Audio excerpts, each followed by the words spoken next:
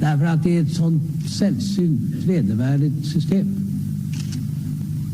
Att på grund av människors hudfärg döma dem till en mycket sämre tillvaro. Och det är en skam för världen så länge detta består. Ja, det är mord på Sveavägen. Det var en slakt. Och det var en slaktare. Det var bödeln som visste precis vad han ville. Han blev inte skjuten som statsminister. Han blev skjuten som privatperson.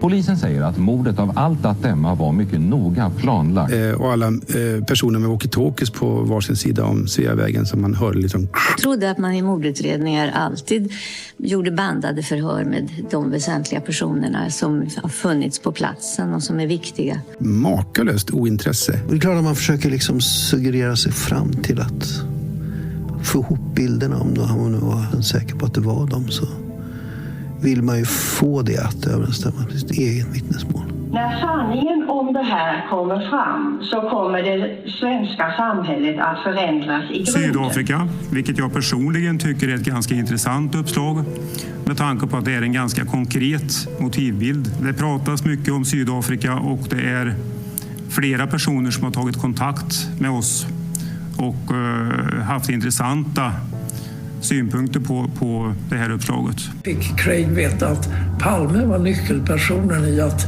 ena sydafrikanska anti-apartheidrörelsen. Det var min tanke och det har jag trott allt sedan dess.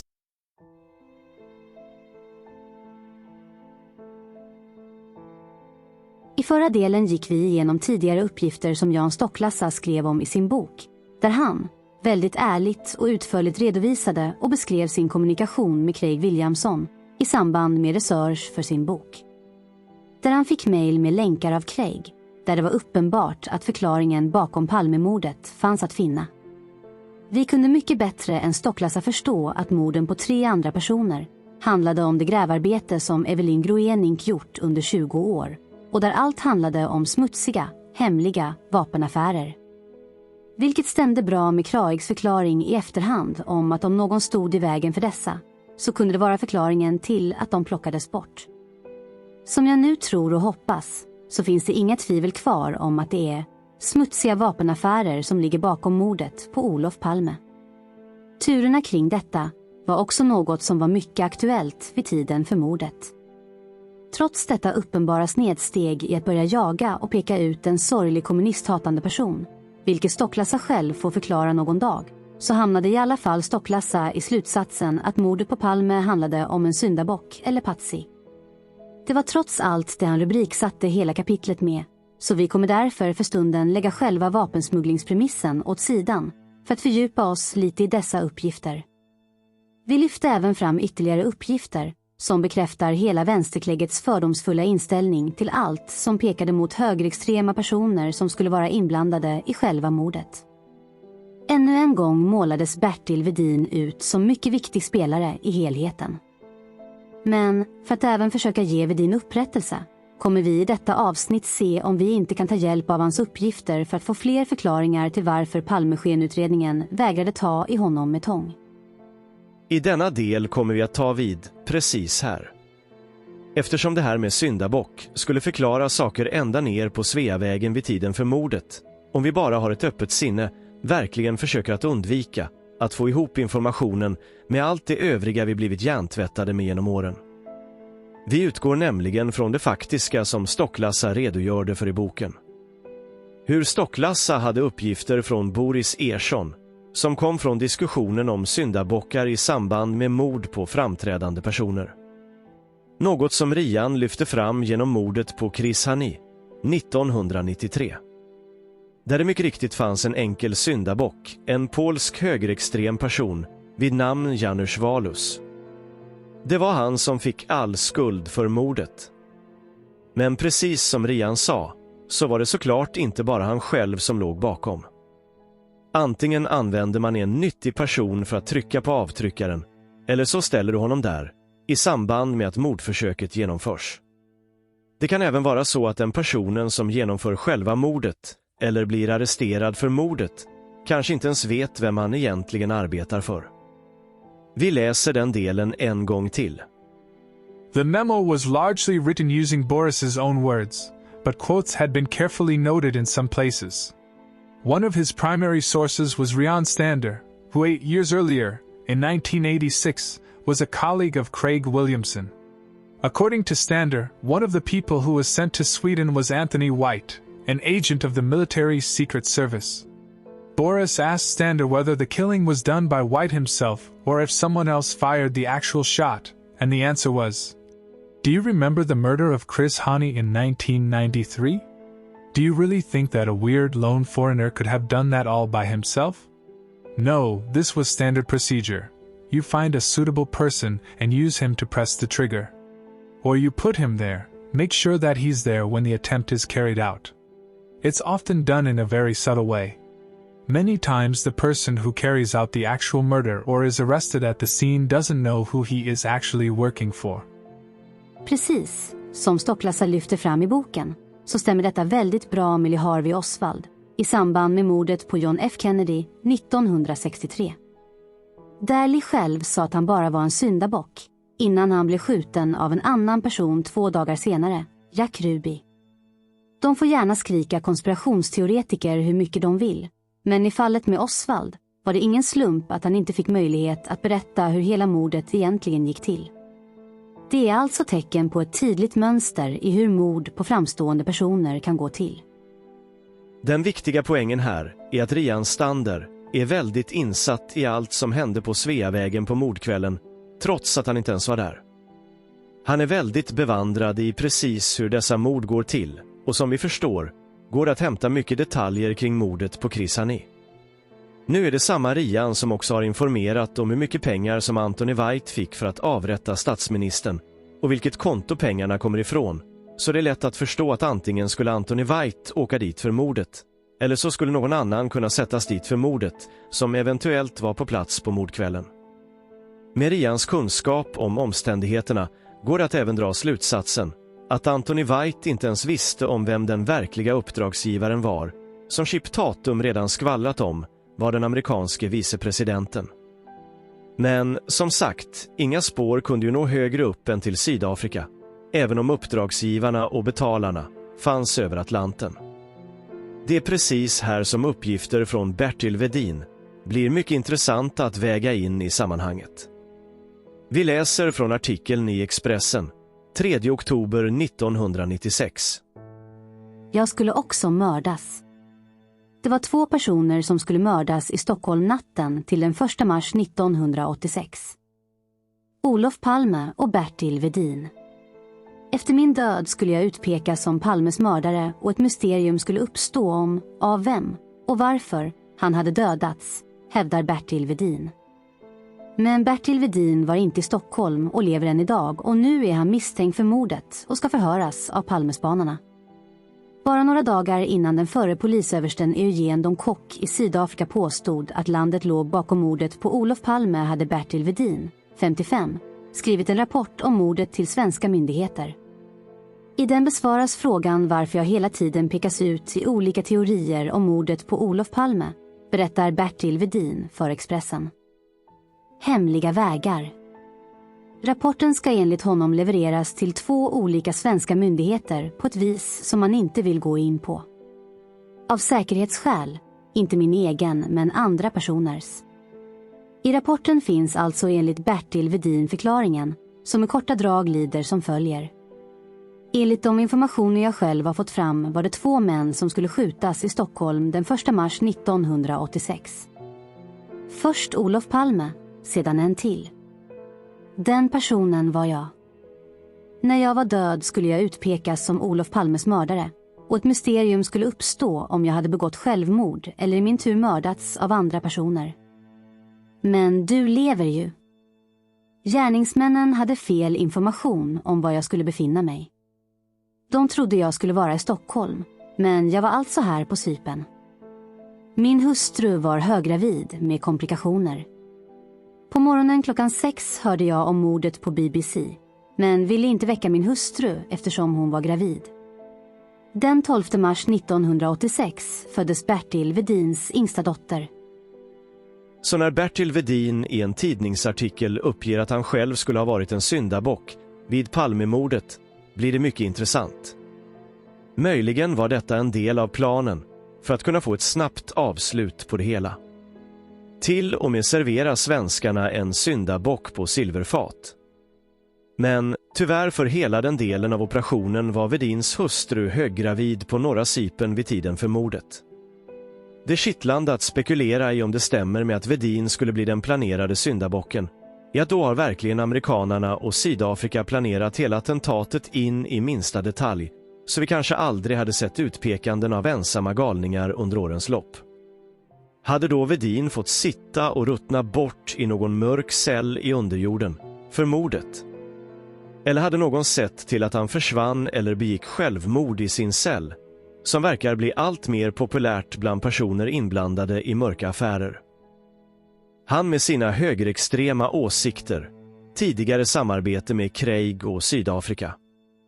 Till och med utpekad av en sydafrikansk agent för mordet.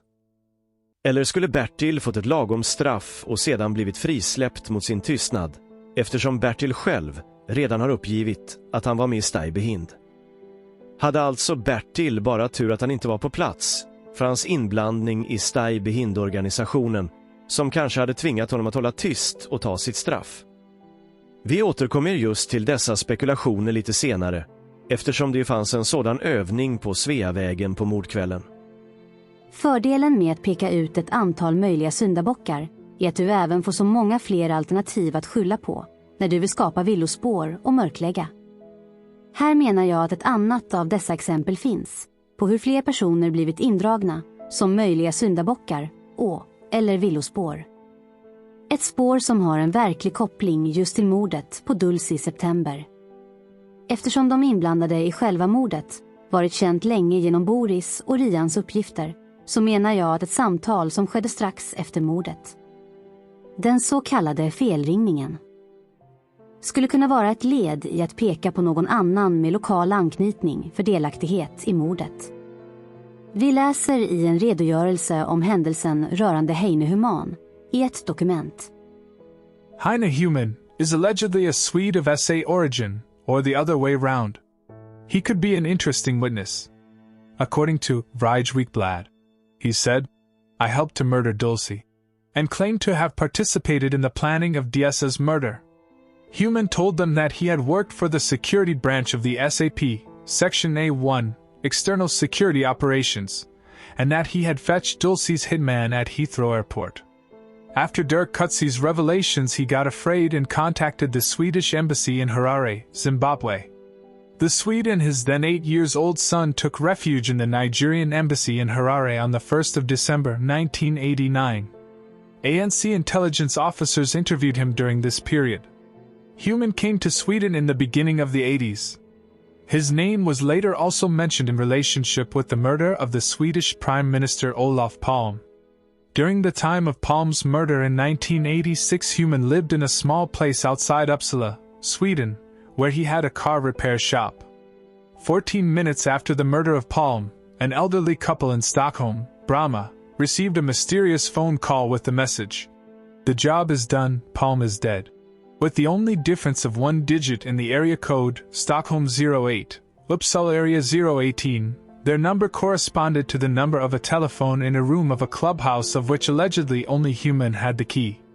Soon afterwards, Human left Sweden in a hurry, without saying goodbye to his neighbors.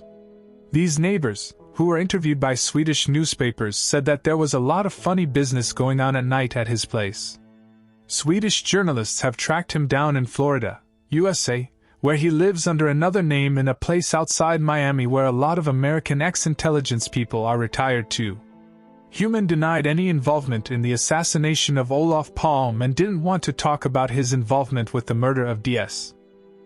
Det finns alltså uppgifter på att Heine Human var inblandad i mordet på Dulcie i september, även om det bara var i en liten omfattning.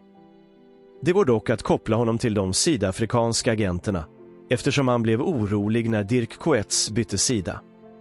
Ni minns väl Dirk, som visade runt Boris Ersson på Daisy Farm, där mordet på Olof Palme skulle ha planerats.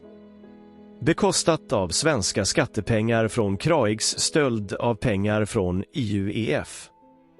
När väl Palmemordet skedde, som han såklart inte var inblandad i, så flydde han till USA, eftersom han förstod att han skulle kunna bli utsedd till syndabock för mordet, troligen med samma insikt då om att det var precis så här som dessa mord fungerade och hade utförts tidigare.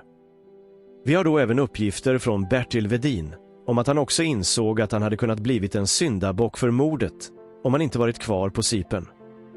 Nu när vi verkligen vet vem som avlossade skotten, baserat på de uppgifter som Rian Stander och Boris Ersson lyfte fram.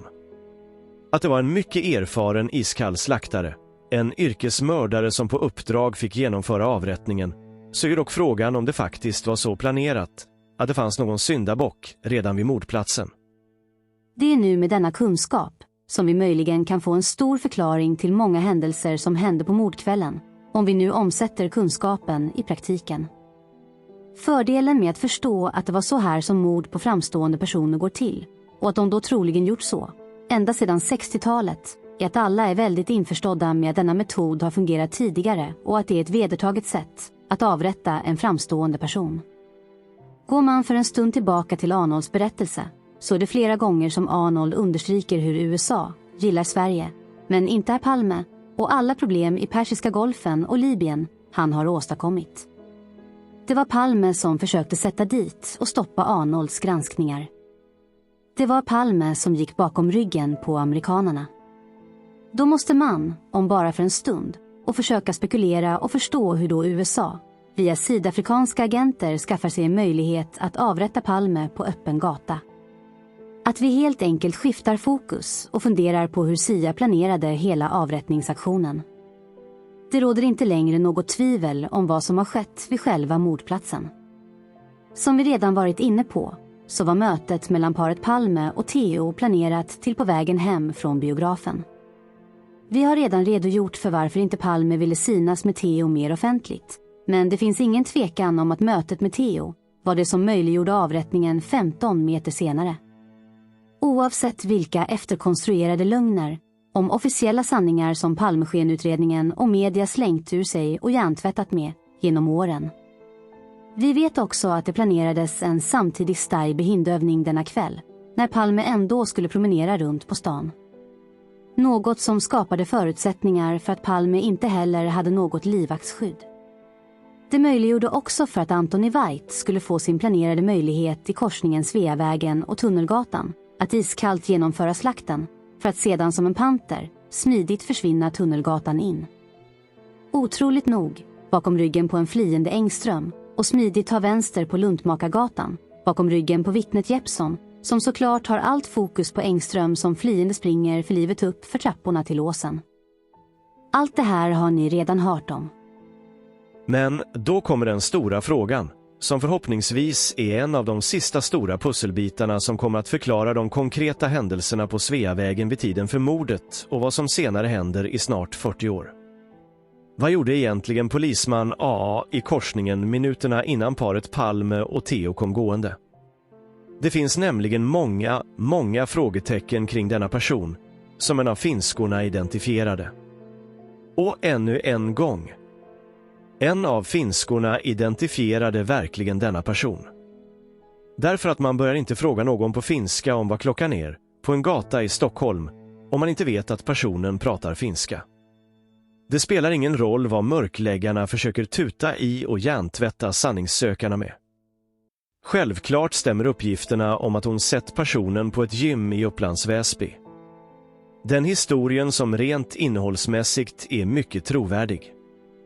Uppgifterna som kom fram på en Finlandskryssning och som sedan resulterade i flera förhör, som också vittnar om stor trovärdighet, i att finskorna var mycket oense i att de hade lovat varandra att aldrig berätta om vad de varit med om på mordkvällen. Att det fanns en tydlig koppling mellan det som de varit med om och vad de senare fick reda på i media. På samma plats, vid nästan samma tid.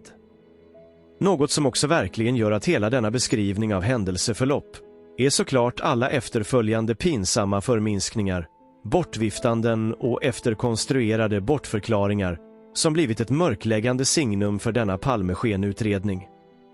Men kanske ännu mer, hur hela denna historia med finskorna så otroligt hårt ska censureras och förkastas som lögner, då det skulle varit fel film som uppgivits. Att uppgifterna kom in sent i utredningen och därför ska ignoreras. Att omständigheterna kom fram på ett mycket konstigt och ovanligt sätt. Trots att rent vittnespsykologiskt håller uppgifterna en mycket hög nivå av trovärdighet och tillförlitlighet, kanske till och med just på grund av hur uppgifterna kom fram och sedan dokumenterades senare i tiden. Att finskorna lovade varandra att aldrig prata om det. Konflikten mellan dessa finskor, när det väl blev uppmärksammat. Som till och med finns med i förhören. Det är så autentiskt det kan bli. Så varför är det så viktigt för mörkläggarna att uppgifterna om mannen finskorna såg i korsningen bara ska förkastas? Därför att frågorna om vad han egentligen gjorde där inte ens då kommer upp för diskussion. Varför ställer inte ens personer som tror att han har något med mordet att göra den frågan? Hur polisman A strax före mordet skulle stå synlig, både med vapen och walkie-talkie i korsningen, en stund innan Sveriges statsminister blev avrättad på just den platsen. Är det någon vettig människa som tror att det bara är en slump? Precis som att det var en samtidig Steibehindeövning i samband med mordet. Planerad till samma kväll som avrättningen genomfördes.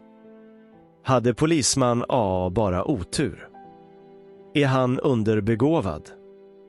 Eller hade han istället order att göra det? Hade han blivit placerad där som en del av övningen med ett egentligt annat syfte? Som jag tidigare varit inne på så är det uppenbart för mig att han var delaktig i Steibehindeövningen och hade någon form av roll i övningen. Här har jag ingen direkt kunskap om sådana övningar för att ens gissa mig på vad hans roll skulle ha varit i själva övningen. Men det vi har och kan försöka tolka vid de trovärdiga uppgifter vi har att tillgå från finskorna. Om det som faktiskt och konkret händer. Hur mannen uppfattades och vad som sägs. Uppenbarligen har han en roll att stå i anslutning till korsningen för att vänta på att paret Palme ska komma. Vilket är en av de order som hörs i walkie-talkien. Att fortsätta med det han var satt att göra, oavsett om han nu var identifierad av någon.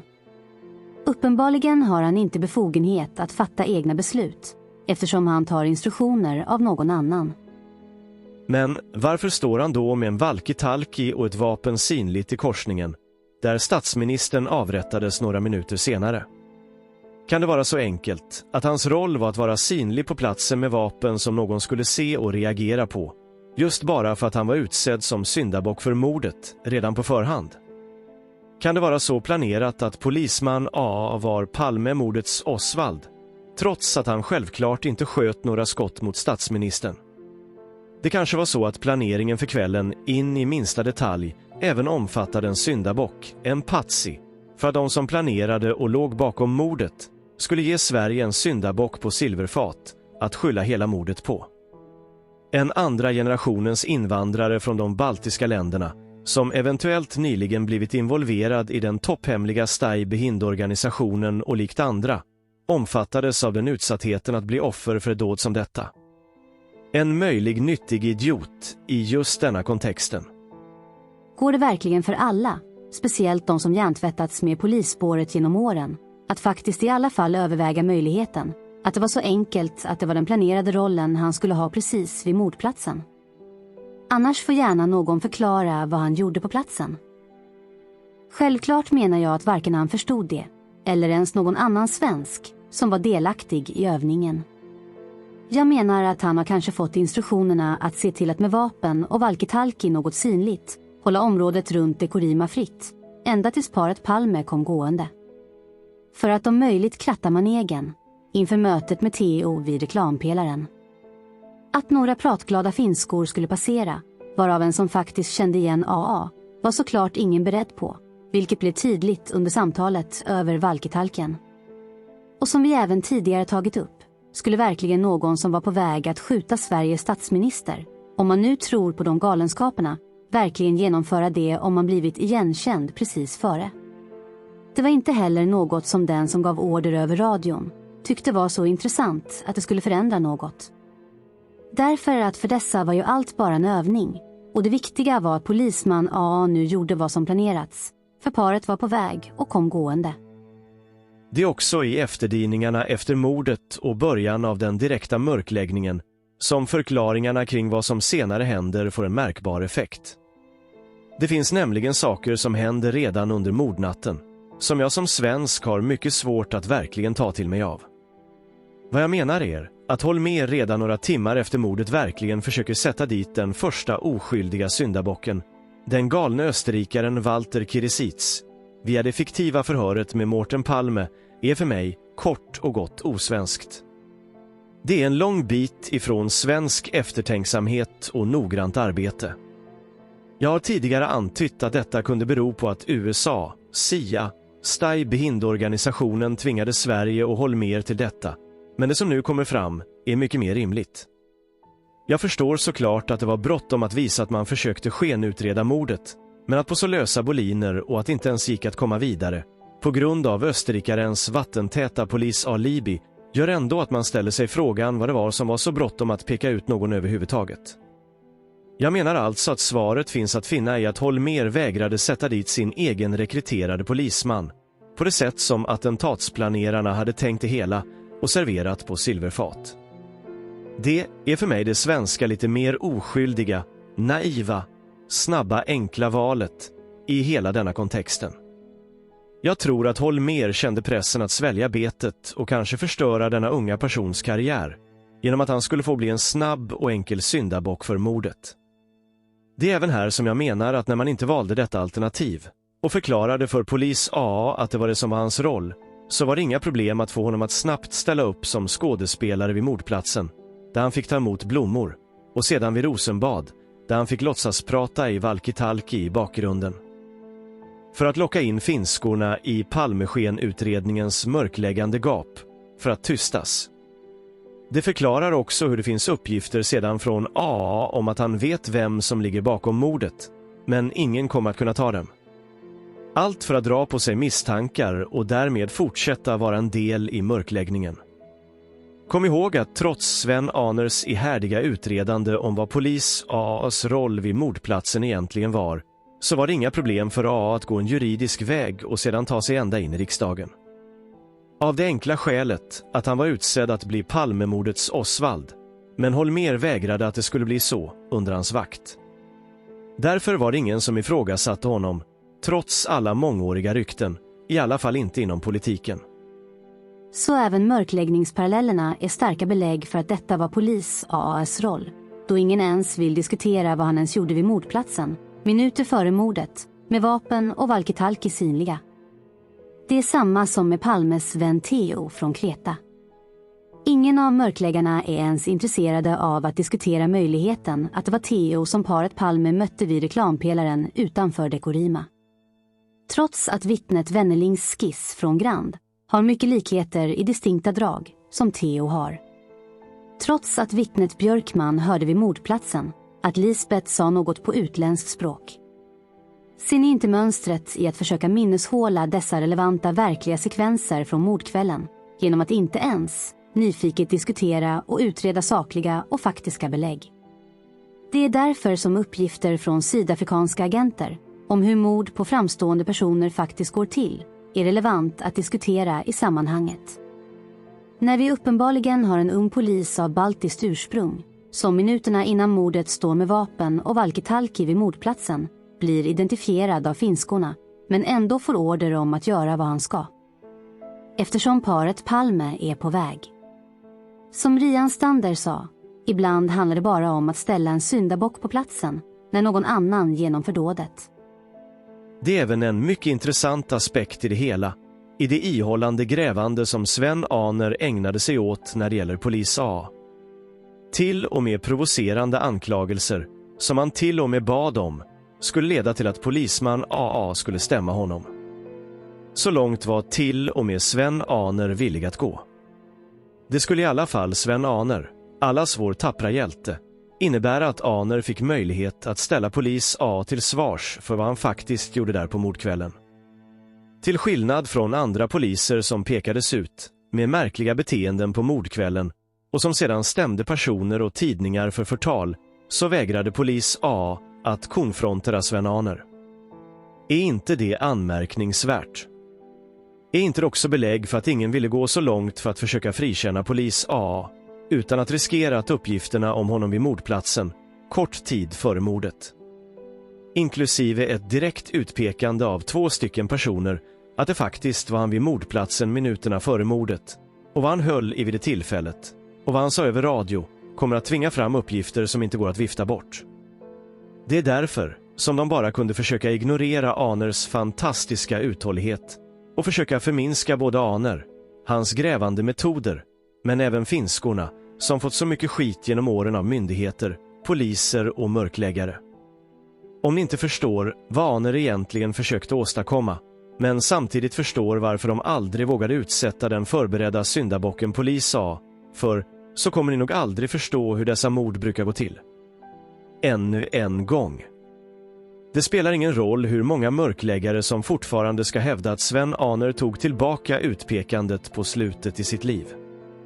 Som vi tagit upp tidigare så bygger det bara på ett hemsnickrat narrativ om att kryssningen skett vid ett annat tillfälle, och i min värld är det bara en efterkonstruktion, alternativt ett påverkande av en mycket äldre herre som verkligen inte stämmer med Ahners tidigare övertygelse om att polis A var vid mordplatsen minuterna före mordet.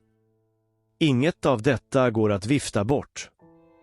Och lyssnar ni riktigt noga på när Borgnäs, efter att ha gjort en rekonstruktion av händelsen av finskornas berättelse, så korrigerar till och med en av finskorna med vilken hand som mannen hade vapnet i, förstår ni inte då, att korrigerar man en sådan detalj så måste rimligen allt annat stämma med vad som faktiskt hände. Det blir en tydlig bekräftelse på att uppgifterna ur finskornas upplevelse är sanna. När vi ändå är inne på Ahner och de uppgifter vi tidigare tagit upp om att polisman A både visades upp kort tid efter mordet i TV, där han tog emot blommor vid mordplatsen, och i bakgrunden utanför Rosenbad, där han pillade med en walkie-talkie i samband med en intervju med en politiker, så kan vi lyfta fram den uppgiften som kom fram om att polisman AA över en lunch antytt att han visste precis vad som hade hänt runt mordet, som tyvärr alla verkar tolka som att han erkänner en inblandning. Nu förstår ni kanske bättre att han bara tog på sig en delaktighet för att han slapp bli utsedd till syndabock för mordet. Hans drivande motiv är alltså mycket rimligt och välgrundat. En pensionerad polisman som jag haft kontakt med tidigare, bland annat i samband med Holmers påstådda utflykt till Borlänge mordnatten, ett rent påhitt, ger mig idag intressant information. Jag litar på hans uppgifter. För en månad sedan, berättar polismannen, hade jag bjudit Antti Avsan på lunch på NK. Jag känner Avsan sedan hans baseballtid på 80-talet och kan tala fritt med honom. Vid lunchen ställde jag den raka frågan till Avsan: var det du som sköt Palme? Då fick jag ett märkligt svar. Han flög ingalunda i taket och förnekade blankt att han skulle ha skjutit Olof Palme, utan sa: nej, vi har sån uppbackning så ni kommer aldrig åt oss. Jag delar polismannens uppfattning.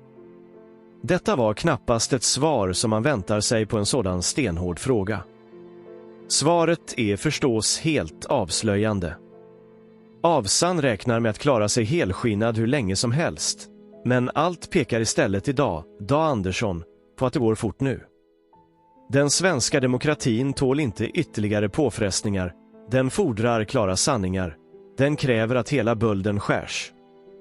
Jag menar, Dag Andersson, att du inte gärna stillatigande längre kan beskåda hur en av staten lejd mördare årtionde efter årtionde backas upp av staten själv.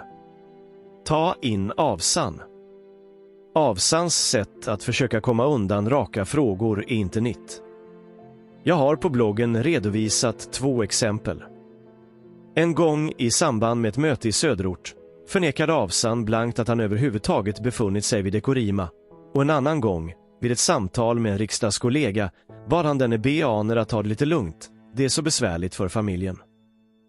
Om han skulle varit oskyldig hade det ju bara varit att stämma mig för förtal. Blir det inte egentligen hur tydligt som helst att polisman AA ville dra på sig misstankar för att han vet vad alternativet var? Att han skulle ha blivit en enkel syndabock för mordet. Det hade ju bara räckt med att Holmér hade efterlyst finskorna på samma sätt som de gjorde med vittnet Nieminen på David Bagares gata. Ett utpekande av finskorna några minuter innan mordet vid mordplatsen som bara inte gick att vifta bort. A hade förmodligen aldrig kunnat förklara sig eftersom han troligen var rekryterad in i Stay Behind och absolut inte fick prata om vilka händelser han varit inblandad i för att skydda den topphemliga organisationen.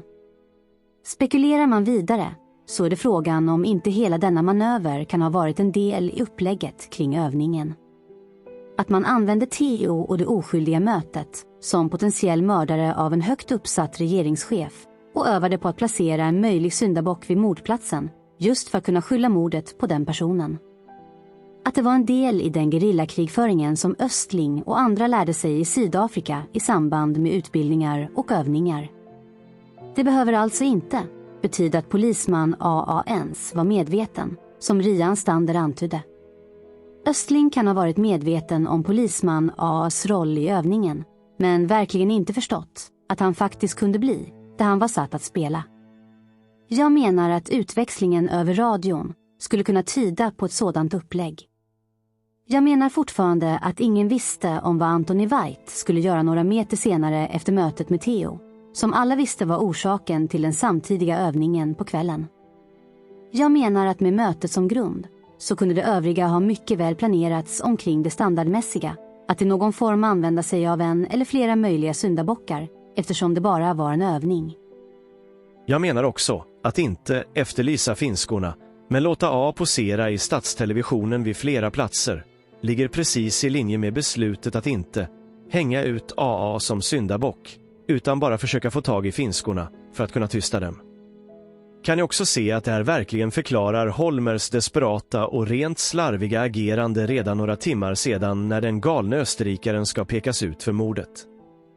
Holmér erkänner ju mer eller mindre redan i boken han skrev efter sin avgång att det bara var med blotta förskräckelsen som Walter Kirisits kom undan. På grund av ett polisalibi. Inte att han var helt oskyldig. Det skulle kunna tolkas som att även han ansåg att det var ett desperat hastigt försök. Att jag tidigare påtalat att det var Sia eller Stay Behind som tvingade fram ett så tidigt utpekande av den första oskyldiga syndabocken förklaras egentligen ännu bättre av att Holmér kände pressen av att hänga ut den redan utsedda syndabocken vid själva mordplatsen. Och jag menar att Holmér, som den person han var och som jag lärt känna mer i och med denna utredningen, tror jag vägrade att gå den vägen. Även om det sakligt och objektivt, med tanke på andra sydafrikanska dåd, kanske hade varit den allra smidigaste lösningen på mörkläggningen av mordet. Det hade, efter vad som nu hänt under 40 år, troligen varit färre drabbade oskyldiga personer indragna i den här härvan om man gått på den linjen. Något att objektivt försöka väga in i sammanhanget. Vi har även fler exempel i samma härad, när poliser har sagt och gjort konstiga saker efter mordet. Exempelvis när poliserna Östling och Åkerbring är på väg från polishuset till den amerikanska ambassaden och blir körd av en polis som uppger i förhör. De sa att de visste vem Palmemördaren var och att det aldrig går att få reda på mördaren. Detta sades på ett rått sätt. Ska man försöka tolka nyanserna i kontexten så säger det inte direkt något om att de var inblandade i själva mordet, bara att de vet om vad som hände och att det är så skyddat uppifrån att de aldrig kommer att få reda på vem som gjorde det. Lustigt nog kommer alltså denna uppgift i samband med en resa från polishuset till den amerikanska ambassaden. Den kopplingen är inte ointressant i sammanhanget. Händelsen skulle ha skett ett halvår efter mordet. Då var inte längre Östling kvar i Norrmalmspiketen utan omplacerad till att ta hand om piketutbildning. För att då återgå till de viktiga frågor som ställdes i ett tidigare avsnitt. Om att många mörkläggare eventuellt skulle ha kommit på det här med att skylla på poliser. Det är här jag menar att allt det här förklarar också varför Borgnäs hela upplägg är att peka allt mot det svarta hålet om poliser, säkerhetstjänster och även hemliga militärer. Precis som G.W. Persson gjort genom åren. Precis som Wall gör nu för tiden, när han börjar hänga ut en Stay Behind-löjtnant X för att ha utfört mordet. Jag menar att allt detta blev en naturlig utveckling av att både den avsiktligt planerade samtidiga Stay-behindövningen gjorde så att det fanns många möjliga syndabockar som i alla fall gick att kontrollera. Men kanske främst för att den planerade och placerade syndabocken med synligt vapen och walkie-talkie precis på den platsen, där skotten sedan föll, gick med på att dra på sig misstankar samtidigt som att alla andra i etablissemanget fick reda på att han bara var en svensk Oswald. Fundera på hur många poliser, walkie-talkie-observationer, som har viftats bort med att poliserna är förhörda och har alibi, eller att det är utrett och gav inget. Hur många observationer av vittnen har bara viftats bort som påhitt, felaktigheter, redan kontrollerade? Hur många av alla dessa syndabockar har egentligen blivit spår i utredningen eller delar i större spår? Som Bertil Wedin och Sydafrika. Som absolut inte hade något med Palmemordet att göra. Wedin ville ju till och med hjälpa till att lösa det. Förmodligen genom att förklara precis hur sydafrikanska och västliga attentat och avrättningar fungerar i detalj, eftersom han hade kunskapen om dem. Det är klart en mörkläggande Palmeskenutredning vägrade ta i honom med tång, om det inte var så att de kunde sätta dit honom för mordet. Vilket troligen var precis därför som Wedin höll sig kvar på Cypern resten av sitt liv. Hoppas de flesta förstår hur välplanerat hela operationen var och samtidigt passar in i alla redan utförda mönster som både CIA, Väst och Sydafrika har varit delaktiga i under så många år. Människor är vanedjur. Det som fungerar genom skriptade beprövade ageranden är det man känner sig trygg i, och då blir det oftast bäst resultat. Självklart i just detta fall kunde de inte få polisman AA att skjuta den svenska statsministern. Därför fick han bli den eventuella syndabock som det otroligt välplanerade attentatet hade åstadkommit. Det är så otroligt välplanerat, upplagt för Sverige att snabbt lösa och väl utfört, att mina misstankar om att det till och med kan finnas någon inspelning på video från mordkvällen skulle kunna ligga i något dammigt arkiv, på Säpo eller hos CIA. Det är absolut inget jag har belägg för, utan bara drar paralleller med hur andra välplanerade händelser har skett genom åren. Det var alltså Palmemordet och den nödvändiga konspiratoriska mörkläggningen av den samlade svenska eliten i form av politiker, myndigheter och media som gjorde Sverige till den otroligt korrupta staten vi är idag. På samma sätt som andra västliga makter. Det var verkligen den oskulden som Sverige förlorade den kvällen och vad som fortfarande påverkar hela vår kläggmediabevakning vi har idag. Utan att vara speciellt insatt i alla detaljer så fanns det tidigare mörkläggningar i form av IB-affären, justitieministerns besök i vissa kretsar. Men ingenting motsvarar den käftsmäll som Sverige råkade ut för i samband med skotten på Sveavägen en kall februarikväll 1986 och fick som de naiva svenska ideologiskt övertygade sossesekten att växa in i samband med skotten. Som vi nämnde tidigare kan man även förstå mer om polisman AAs tysta stöttning från hela det politiska etablissemanget när han till och med blev riksdagsledamot 2006. Då kan man fråga sig varför. Tidsmässigt var det samtidigt som Reinfeldt blev statsminister och bildade regering. Kan det vara så att hela Sveriges politiska och mediala elit då var otroligt oroliga för att sanningen runt Palmemordet skulle komma fram? Eller var det precis det som Reinfeldt ville signalera utåt till alla som visste vilken roll polisman A hade haft runt mordet, och därför valde Reinfeldt att lyfta fram A som politisk representant för Moderaterna. Precis på samma sätt som den redan inblandade mörkläggaren Carl Bildt fick bli utrikesminister, så även länder utanför Sverige förstod att locket fortfarande skulle ligga på hela Palmemordet och eventuellt andra mörklagda händelser under Bildts tid som statsminister. En parallell menar jag just utnämningen av den möjliga inkvoterade rikspolischefen Petra Lund, som inte bara varit delaktig i ett mörkläggande kommissionsarbete utan även var riksåklagare i samband med att åklagare Christer Petersson blev tagen i örat och tystad 2020. Nu sitter hon som hela landets rikspolischef, utsedd av denna moderatregering, för att fortsätta mörklägga och samtidigt mycket provocerande har tid att mellan allt dagligt gängvåld att spä på utpekandet av den helt oskyldiga syndabocken Christer A som Palmes barneman. Tänk även på skillnaden i vad som hände med övriga högerorienterade poliser som Östling, Pils och Tell. De fick sluta hos polisen och blev tagna under Holmers vingar. Det var ju Holmér som mer eller mindre dragit in hela bunten i den här soppan kring Stay Behind, aktiviteter på mordkvällen och i mörkläggningsarbetet, som livvakter eller insmugglande av bugningsutrustning. Här går polisman AA en helt annan väg och hamnar i Sveriges riksdag till slut.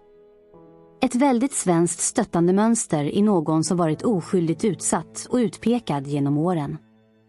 Men som man aldrig kunde berätta sanningen om man tillhörde den korrupta politiska eliten och dess smutsiga lakejer inom myndigheterna och klägget i MS Media. Och som sista argument, men inte oviktigt. Till alla de som fortfarande är så djupt hjärntvättade i att svenska poliser måste vara inblandade i själva mordet.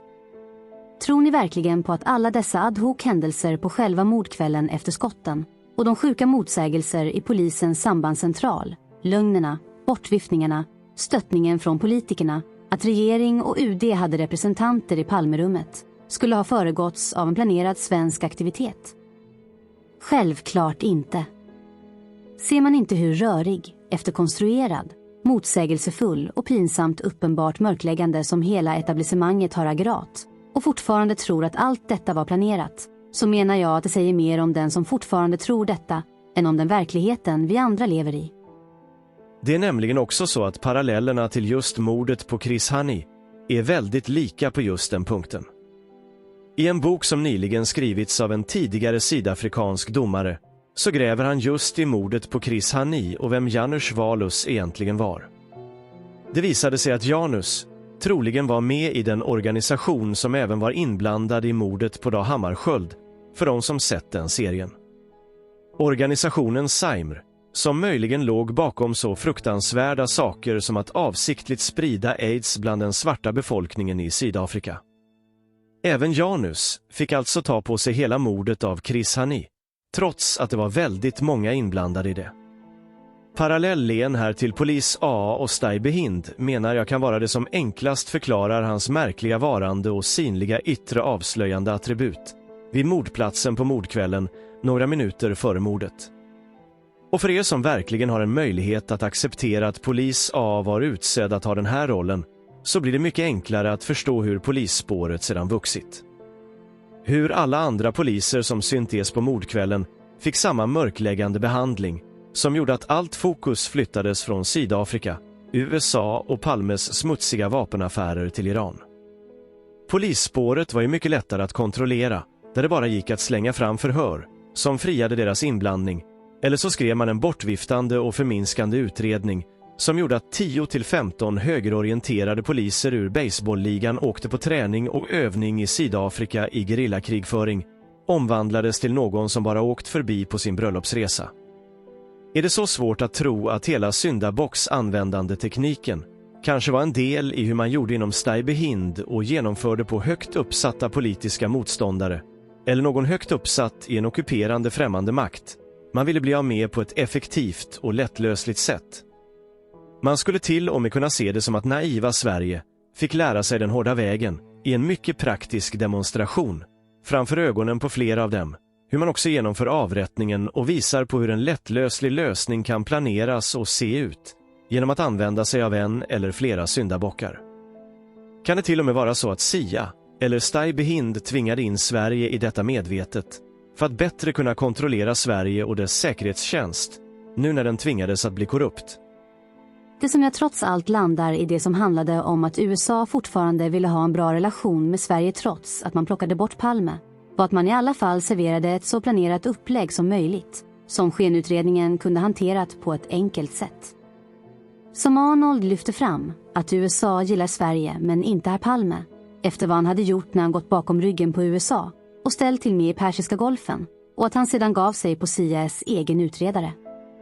Nu valde Holmér en annan väg, och med facit är frågan om vad som var det bästa i den situationen. Enligt Holmér skulle vi ju få facit någon dag. Nu kom i alla fall ingen annan till skada rent fysiskt på mordkvällen. Så, om man försöker rent objektivt se planeringen av avrättningen av Palme på öppen gata, och då möjligen att servera en enkel utväg för Sverige att nappa på, så var det en mycket välplanerad operation, möjligen då helt i linje med vad flera av deltagarna hade blivit utbildade i. Frågan är om inte en identifierad, dömd, högerextrem polis AA med invandrarbakgrund som fick avtjäna ett straff några år under åtagandet inom Stay Behind-organisationen. Som eventuellt följs av några korta planterade rubriker i MS Media om att han tagit livet av sig eller blivit mördad i fängelse istället för att färga håret och starta ett nytt rikt liv någon annanstans i världen. Det kanske hade sparat otroligt mycket energi, pengar och onödigt lidande för så många andra människor. Ibland får man försöka förstå, tänka och spekulera vad som skulle kunnat ske när vi nu sitter med Svarte Petter snart 40 år senare och ännu fler utpekade ensamma svenska galningar uthängda i media på ett fruktansvärt cyniskt sätt. Så för att återkomma till verkligheten och en beskrivning av metoderna i utredningsarbetet, så hoppas jag att många fler har tagit till sig av möjligheten att gå tillbaka till tidigare uppgifter när man själv har lärt sig mer. Nya uppgifter har kommit till. Du har fått en bättre förståelse för uppgifter i sin rätta kontext. Du lär dig mer om personerna bakom. Du har ett öppet och ödmjukt förhållningssätt till kunskap och information som inte begränsar dig i att du redan bestämt dig för något. Att du har möjligheten att rätta dig och erkänna dina egna misstag av det enkla skälet att du växer som människa, och en del av att fortsätta göra det och komma ihåg vad du har lärt dig är att faktiskt erkänna tidigare misstag för både dig själv och andra. Det hjälper dig att komma ihåg, speciellt om det finns en skam knuten till det som hjälper dig minnas. Istället för att det är av prestige, du håller fast vid det. Att det är för att du skrivit en bok och ska fortsätta parasitera på den, trots att nya uppgifter kommer till som motsäger innehållet, och att försöka minneshålla sina egna misstag gör en själv ingen tjänst inför framtiden. Det är bara en desperat lösning på ett kortsiktigt känslomässigt obehag, som på sikt dödar all trovärdighet och till slut kan äta upp dig inifrån som människa, för att det är så ihåligt, tomt, ogrundat och moraliskt förödande. Det är här jag vill lyfta fram och förmedla känslan av den inre drivkraften att med detta förhållningssätt så kan man längre fram skratta åt sina naiva tolkningar och begränsade teorier baserat på hur lite man egentligen visste om. Men samtidigt ger det en otrolig förmåga och möjlighet att inse hur mycket man fortfarande har att lära sig om världen vi lever i, och att själv se sig utvecklas i detta utan att ge upp och falla in i bekvämligheten är den känslan jag kommer att leva på resten av livet. Som så många gånger tidigare så har jag tryckt på att försöka skilja på uppgifter och personer. Att uppgifter kan vara relevanta oavsett vem som kommer med dem. Samtidigt är det i alla fall relevant vem som levererar uppgifterna och i vilket sammanhang. Som vi nyligen kunnat ta del av kan information från samma händelse från Carl Gunnar Bäck resultera i helt olika utgångar eftersom detaljerna lämnade så mycket som inte stämde med övriga framgrävda detaljer. När sedan samma händelse rapporterats på ett helt annat sätt så var händelsen istället mycket relevant och viktigt för att skaffa sig fler belägg i den mörkläggande Palmeskenutredningen och samtidigt förstå att Kigö gav i uppdrag till 2 Säpo-poliser att försöka få reda på vem källan var för att de skulle tysta alla lösa trådar. Det här har jag tagit upp tidigare när det gäller Skelleftehamnsmannen, där Palmeskenutredningen så uppenbart inte bara var nöjda med vad personen faktiskt berättade om för detaljer på Sveavägen på mordkvällen anonymt. De skulle till varje pris ha tag på honom. Det som nu, med en verklig beskrivning av vad som hänt, visar att de redan visste vad som hänt. De ville bara tysta de som försökte berätta om det. Förstår ni inte att allt detta hänger ihop med och visar på att bilderna med polis AA vid mordplatsen, mottagandes blommor, bilderna utanför Rosenbad, mannen med sotarmössan vid mordplatsen som skulle kablas ut via statstelevisionen både dagarna efter mordet och i årskrönikan i slutet på året. Fantombilden, som vittnet vid smala gränd fick göra, bara handlade om att få kontakt och kontroll på vittnen till den omedelbara mörkläggande Palmeskenutredningen. Vi gick även tillbaka och plockade upp en tråd från en tidigare genomgången bok genom att förstå att Craig Williamson, oavsett vad han själv varit med och bidragit till i sin soldatroll, trots allt bara var en bricka i ett större politiskt krig en krigshärjande helt sjuk era under kalla krigets dagar. När han till och med försöker tipsa Stocklassa om vad som egentligen ligger bakom mordet, på samma sätt som flera andra har försvunnit genom åren som egentligen bara varit i vägen, som vi hörde om i ett tidigare avsnitt. Att sydafrikanska yrkesmördare bara var en resurs som fick göra västs smutsiga jobb i det stora politiska spelet som länder, politiska företrädare ägnade sig åt i världspolitiken. Nu ska man också vara väldigt tydlig med, i kritiken som nu framförs mot Stocklassa och hans vägval i boken, att Stocklassa gjorde sin research innan uppgifterna kom fram som Arnold Sundqvist lämnade 2022. Men jag har i alla fall inte hört någonstans att Stocklassa har pekat på eller lyft fram Arnolds uppgifter i alla de kanaler som han har upparbetade, och att det skulle kunna förklara allt som han grävde i tidigare på samma sätt som vi gjort på denna kanal. Om nu Stocklassa själv inte vill korrigera sig, inte vill förstöra för serien som bygger på hans bok och alla intäkter som den genererar, får såklart Stocklassa själv svara på. Men det kan vara värt att försöka hitta förklaringar även till det som inte händer. Det kan ju också vara så att Stocklassa bara är en i raden av parasiterande journalister som egentligen vet mer om vad som hänt och vad som ligger bakom. Det får såklart Stocklassa själv svara på. Men med samarbetet som Stocklassa gjorde i serien med hjälten Göran Björkdal så vill jag gärna tro och hoppas att så inte är fallet. Oavsett bakomliggande motiv får vi försöka förstå vad Stocklassa konkret och sakligt försökte föra fram i sin bok, som såklart har en del av förklaringen i det högerorienterade underlaget som Stig Larsson grävt fram genom åren och som möjligen låg till grund för Stocklassas fortsatta grävande. Men att Stocklassa så konkret pekade ut en helt oskyldig Bertil Vedin, som till och med uppgav själv att han förmodligen hade blivit en av de syndabockar som Stocklassa sedan pekar ut som mellanhand för mordet, förstår ni också bara vittnar om vilken ordentlig dikeskörning som Stocklassa har bjudit på. Den kan bara inte vara medveten. Jag menar även att Stocklassas framgrävande och uthängning av David Fredin, om än under ett annat namn, som själva skytten, som bara enligt Stocklassas teori baserats på vad Rian Stander berättade, skulle varit den som tryckte av skotten utan att knappt veta vad han gjorde.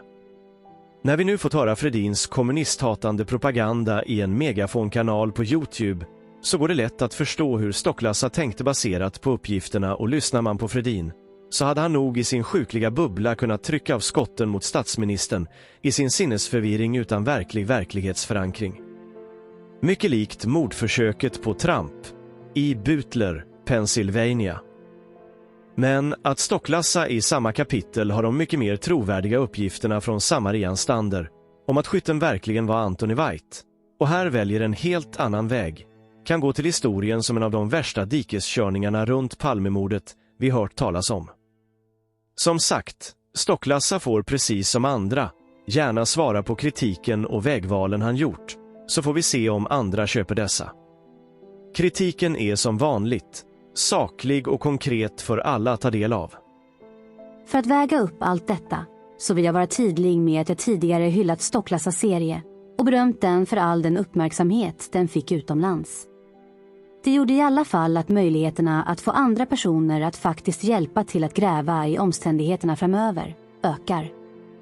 Att Stocklassa via serien kunde lyfta fram Göran Björkdals fantastiska arbete med att vi alla skulle få svar på vad som faktiskt hände på Sveavägen för snart 40 år sedan bidrog också mycket till att den verkliga sanningen hade möjlighet att komma fram mer publikt. Hoppas alla kan se och förstå att även positiv kritik kan vara saklig och konkret. Och att det inte alls behöver handla om att en person har rätt eller fel. Är ond eller god. Det handlar som alltid att vi är människor och vi gör alla rätt och fel. För mig är skillnaden bara om man kan erkänna och ta ansvar för felen man gör. Kunna erkänna att boken jag skrev var en lögn eller ett misstag. Som avslutande reflektion kring detta, om vi försöker zooma ut kring all den mörkläggning av vapenhandel vi ägnat oss åt i många videos nu, som också har en aktuell prägel, så menar jag att allt detta om vad Sverige tidigare ägnade sig åt och hur det i slutändan kunde leda till ett statsministermord är precis därför vi måste tvätta vår byk och berätta om vad som verkligen har hänt. Innan svenska företrädare fortsätter med sin krigshets i Ukraina och äventyrar inte bara en regeringschef, utan även hela landets befolkning i en vapenhandel och krigshysteri som ofta varit smutsig i mutor, aggressiv konkurrens, när det handlar om så ofantligt stora summor pengar. De som inte tror att både tillverkning och handel med andra länder är just denna konfliktfyllda och explosiva råvara har nog en mycket naiv inställning till verkligheten. Och i mångt och mycket beror det också på mörkläggningen av Palmemordet. Det är verkligen obehagligt att svenska företrädare, som vet om sanningen sedan decennier tillbaka, är med och bidrar till att piska upp ett tredje världskrigsstämning för att flytta fokus från det kriget vi har med bomber, skottlossningar och mord vi har på våra egna gator, menar jag bara tider på hur otroligt svårt svenska politiker har till att relatera till historiska händelser. Så länge de håller dessa från befolkningen och försöker försvara den politiska sekten till varje pris. Oavsett så är krig helt förödande för människor som drabbas, oavsett om det är ukrainare eller ryssar. Och handel med vapen kommer förmodligen alltid vara dyra, smutsiga affärer, oavsett vad svenska företrädare försöker att vinkla det till. Vi avslutar reflektionen denna gång med uppgifterna som Evelyn Groening lyfte fram i samband med mordet på Dulles i september i slutet av 80-talet. Arms dealers, hired assassins, government and military intelligence operatives, apartheid death squad members, politicians and ANC spies and comrades, sanctions busters, shady businessmen, all deeply entangled in a massive, lethal and highly lucrative international web of shady arms deals. Så, om vi ska försöka att sammanfatta, så alla kan försöka smälta det möjligen omvälvande i detta avsnitt. Speciellt alla de som hjärntvättats så hårt genom åren av att svenska poliser, främst polisman A, måste vara delaktig i mordet, just på grund av det märkliga varandet vid mordplatsen på mordkvällen. När ni väl har förlikats med att hans roll förmodligen bara var att bli föremål för ett enkelt uppklarande av mordet, samtidigt som Anthony White fick slippa undan, så kan ingen längre kräva att svenska poliser ska ha varit inblandade i själva mordet. De var alla bara naiva brickor i det spel, den övning, som utspelades på mordkvällen, samtidigt som ett amerikanskt beslut utfördes av en sydafrikansk legosoldat. Precis som många andra mord och händelser runt om i Europa legat bakom sedan 60-talet. Hoppas att många som varit så övertygade om polisman AAs inblandning i mordet kan försöka att se denna helheten mer utifrån. Se det ur ett amerikanskt Sverigegillande land, som Arnold uttryckte det, trots att de inte gillade herr Palme. Att det faktiskt är en möjlighet att de i det mycket välplanerade dådet serverade polisman AA på silverfat för svenskarna att ge en enkel lösning med en andra generations invandrare som inte var så högerextrem, vapenfixerad och möjligen nyrekryterad in i Stay-Behind-organisationen. Folk får gärna förklara annars vad han faktiskt gjorde vid mordplatsen minuterna före mordet med sinnligt vapen och walkie-talkie, och när han väl blev avslöjad så visste han inte alls hur han skulle hantera det utan inväntade order från någon annan på finska. Som jag menar är Östling. Som alltså kan ha varit en syndabocksrekryterande, den ordergivande, den som utbildats i Sydafrika i dessa planeringar, men fortfarande inte hade en enda aning om vad yrkesmördaren Anthony White skulle göra några meter efter paret Palmes möte med Theo. Östling lär ju inte ha varit vid själva mordplatsen, eftersom han gav instruktioner över walkie-talkien. Den viktiga poängen är att förstå hur detta silverfat kan ha varit precis det som ger en mycket rimlig förklaring till polisspåret. Det går till och med att spekulera att baserat just på hur tidigare mord varit utformade, på högt uppsatta personer och vilka som varit inblandade i detta, som finns det en möjlig förklaring i att hela den samtidiga Stay-Behind-övningen hade sitt ursprung.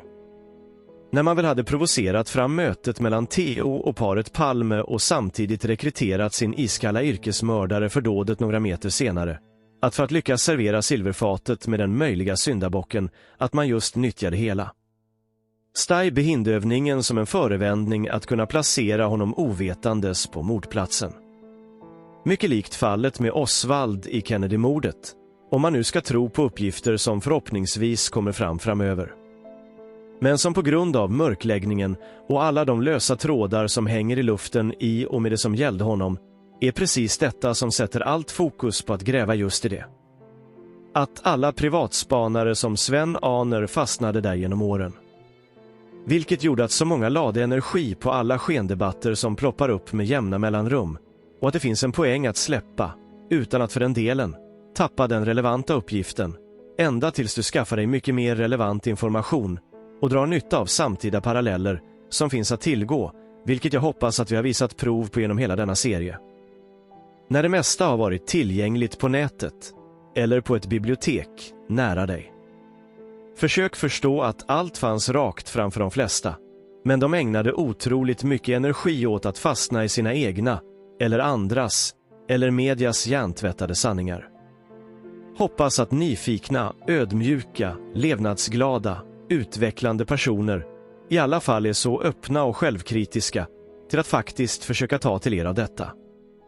I nästa del fortsätter vi gräva i omständigheter som kan ha fler uppenbara sydafrikanska paralleller med Palmemordet.